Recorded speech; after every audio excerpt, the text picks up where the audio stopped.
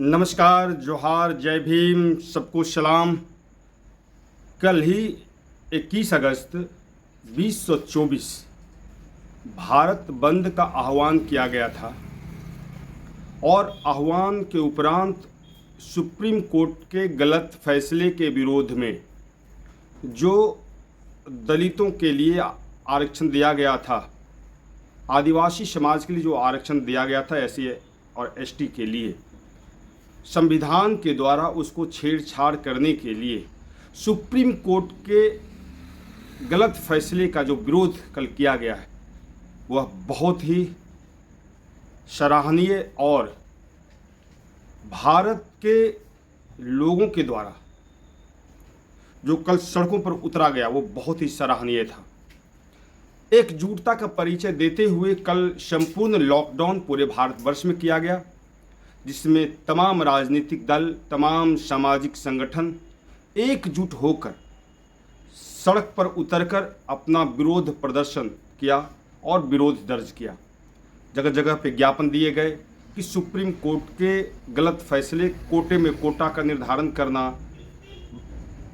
वर्गीकरण करना, आरक्षण में वर्गीकरण करना, कुछ जातियों को उससे दूर करने की कोशिश, कुछ जातियों को प्रिविलेज देने की कोशिश, जाति में जाति का बंटवारा करना, अनुसूचित जाति को तोड़ना, अनुसूचित जनजाति को तोड़ना और कहीं न कहीं एक दूरदर्शिता केंद्र सरकार के सहयोग के आधार पर सुप्रीम कोर्ट ने जो फैसला दिया है कि समाज को तोड़ो और रूल करो, यह नहीं चलने वाला है। और इसके विरोध में हम तमाम दल के लोग कल एकजुट होकर विरोध प्रदर्शन किया और इसका फैसला सकारात्मक होगा, हम उम्मीद करते हैं। महान जनता पार्टी अपने सभी कार्यकर्ताओं को, सभी शुभचिंतकों को, सभी वरिष्ठ पदाधिकारियों को धन्यवाद देती है और आप तमाम लोग धन्यवाद के पात्र हैं कि जो सड़क पर उतर के तमाम संगठन के द्वारा जो आह्वान किया गया था उसे आपने समर्थन दिया और पुरजोर समर्थन के बावजूद हम तमाम लोग जो एकजुटता का परिचय दिया, यह ऐतिहासिक है और आने वाले समय में इसका परिणाम देखने को मिलेगा। हम धन्यवाद देते हैं भारतवर्ष के एक एक व्यक्ति को जिसने विरोध प्रदर्शन दर्ज किया, एकजुटता का परिचय देते हुए कि समाज को हम तोड़ने से रोकेंगे। समाज को तोड़ने की जो साजिश की गई है और इस पे माननीय प्रधानमंत्री मोदी जी चुप हैं, कहीं न कहीं उनकी चुप्पी यह साबित कर रही है कि उनका कहीं न कहीं प्रभाव सुप्रीम कोर्ट के फैसले पर रहा है और हम तमाम लोग उसका विरोध करते हैं। हम बधाई देते हैं मीडिया कर्मी का जिसने लोगों तक मैसेज दिया और सही सही चीज़ दिखाने की कोशिश की गई है। हम धन्यवाद देते हैं उन पत्रकारों को, उन वकीलों को, उन बुद्धिजीवियों को, हम तमाम व्यापारी वर्ग को, किसान और स्टूडेंट्स को, महिलाओं को हम धन्यवाद देते हैं। तमाम लोगों को जिसने एकजुटता का परिचय कल भारत बंद के दौरान दिया है। हम धन्यवाद देते हैं उन दुकानदारों को जिन्होंने स्वयं अपने दुकानों को बंद करके इस भारत बंद को समर्थन दिया है। उन तमाम सरकारी और गैर सरकारी कार्यालय के अधिकारियों, पदाधिकारियों, कर्मियों को जिन्होंने स्वयं ही अपने कार्यालय को बंद करके भारत बंद को समर्थन दिया है, हम धन्यवाद देते हैं कि उनका सहयोग सकारात्मक रहा है और हम दिल से धन्यवाद उनको देते हैं। हम धन्यवाद देते हैं उन वाहन चालकों को जिन्होंने गाड़ियों को बंद करके और इस बंद का समर्थन किया है, भारत बंद का। उन तमाम लोगों को धन्यवाद देते हैं जिनके सहयोग से पूरा भारत लॉकडाउन की स्थिति में आ गया और सफलतापूर्वक हम लोग विरोध प्रदर्शन कर पाए, भारत बंद कर पाए। हम धन्यवाद देते हैं उन तमाम एक वर्ग का जो कहीं न कहीं इनडायरेक्टली इस संगठन को मदद किया है। तमाम उन ऑफिसरों को धन्यवाद देते थे जिन्होंने अपना सहयोग दिया है। तमाम पुलिसकर्मियों को धन्यवाद देते हैं। एक दो जगह पुलिसकर्मियों के द्वारा बर्बरता की गई है और वो कहीं न कहीं भाजपा के सहयोग से, भाजपा के इशारे पे हुआ है। बिहार में, पटना में देखने को मिला है कि नीतीश कुमार और भाजपा की सरकार है, उनके इशारे पे दलितों पर लाठीचार्ज किया गया है। कई लोगों का सर फूटा है, कई लोगों को चोटें आई हैं, गंभीर चोटें आई हैं। ये लोग चाहता है, ये तानाशाही का सरकार है, ये चाहती है कि कोई भी दलित वंचित समाज के लोग अपने हक अधिकार के लिए आवाज़ नहीं उठा पाए। आवाज़ उठाने के पहले ही उसे कुचलने की जो कोशिश इन लोगों की रहती है। हम लोग झुकने वाले नहीं हैं। हम लोग डॉक्टर भीमराव अंबेडकर को मानने वाले हैं, संविधान को मानने वाले हैं। दशरथ मांझी ने कहा था कि हम तब तक नहीं रुकेंगे जब तक हम तोड़ेंगे नहीं, जब तक तोड़ेंगे नहीं तब तक छोड़ेंगे नहीं। और आज उसी समाज का जीतन राम मांझी, जो चमचागिरी करने में लगा हुआ है बीजेपी का, अपनी क्षमता पर उन्हें विश्वास नहीं है, उम्र का भी दोष है, जो समाज को तोड़ने के लिए, समाज को दो भाग करने के लिए बीजेपी से सटी हुई है और मलाईदार पद लेके अपने ही समाज को गुमराह कर रही है। मैं कहना चाहता हूं, अगर वर्गीकरण होता है, राजनीति में भी अगर लागू होता है, तो मांझी जी आप कहां जाएंगे? आपके बच्चे कहां जाएंगे? आप उनको भी तो ज़रा सोचिए, उनका भी तो ख्याल कीजिए। आपके समाज में जो कुछ लोग आगे बढ़े हैं, अगर क्रीमी लेयर लागू होता है तो उनके बच्चे क्या करेंगे? जहां कॉलेजियम सिस्टम के आधार पे बिना परीक्षा लिए इस भारत में सुप्रीम कोर्ट में जज बनता है, जज का बेटा जज बनता है, जज का बेटा जज बनता है बिना एग्ज़ाम दिए। जहां इस भारतवर्ष में लैटरल एंट्री के द्वारा सचिव का पद हासिल होता है। एक सचिव बनने के लिए आईएएस बनना पड़ता है, और आईएएस बनने के लिए कितना संघर्ष करना पड़ता है उन विद्यार्थियों से पूछिए जो क्रैक किया है आईएएस, और उसके हकमारी करके लैटरल एंट्री के द्वारा जो घुसाया जा रहा है। आपके बच्चे, आपके समाज के बच्चे कैसे आईएएस बनेंगे? जरा उनकी चिंता कीजिए।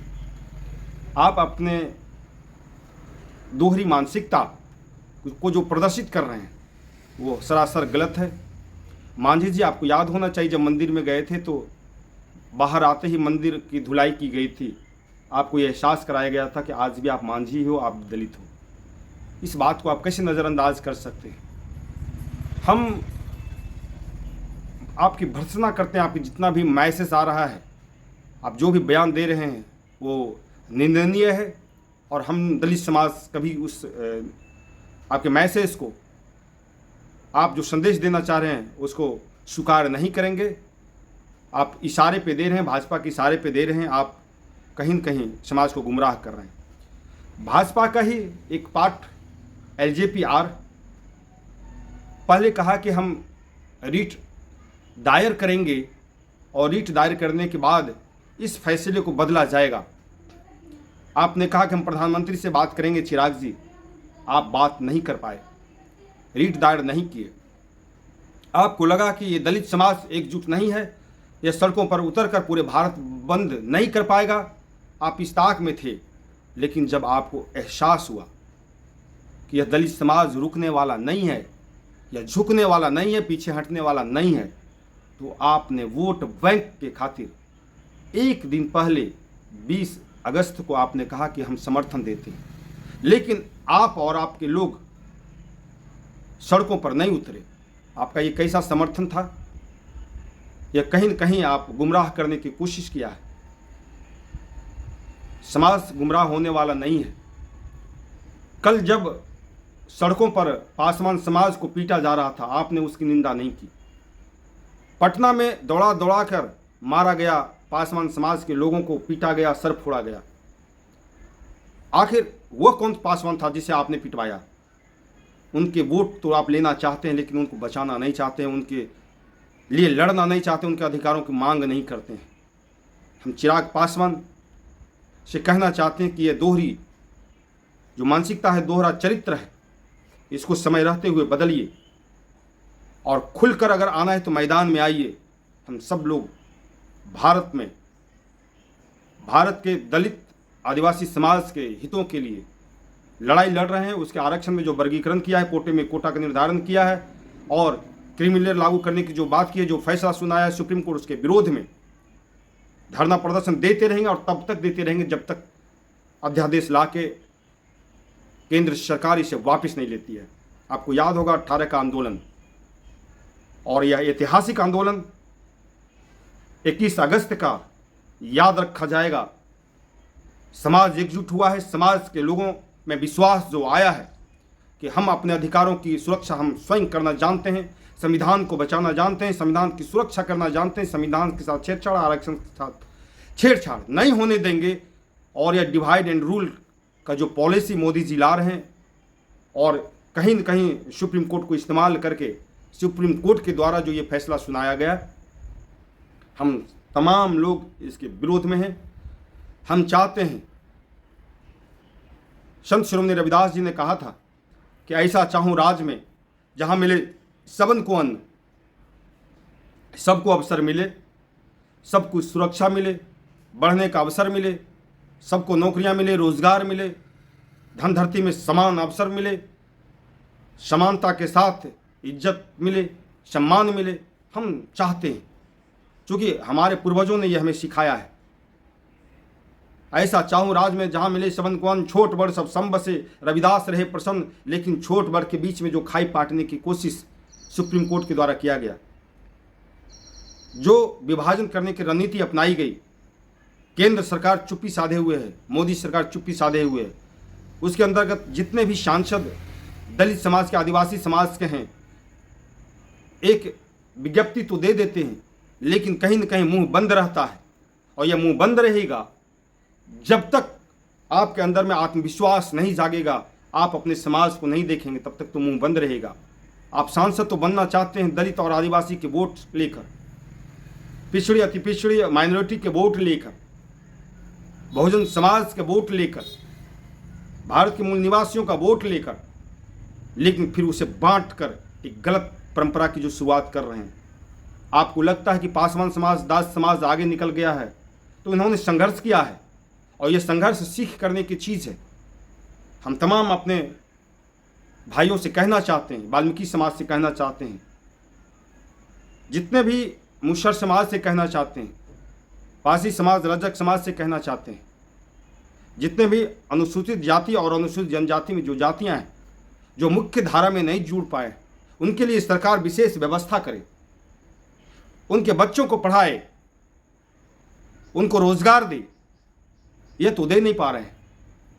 रेस के मैदान में आने से पहले ही उसे इतना आपने पीछे धकेल दिया है और आप सिर्फ वोट बैंक के कारण, वोट लेने के कारण आप समाज में विभाजन करना चाहते हैं।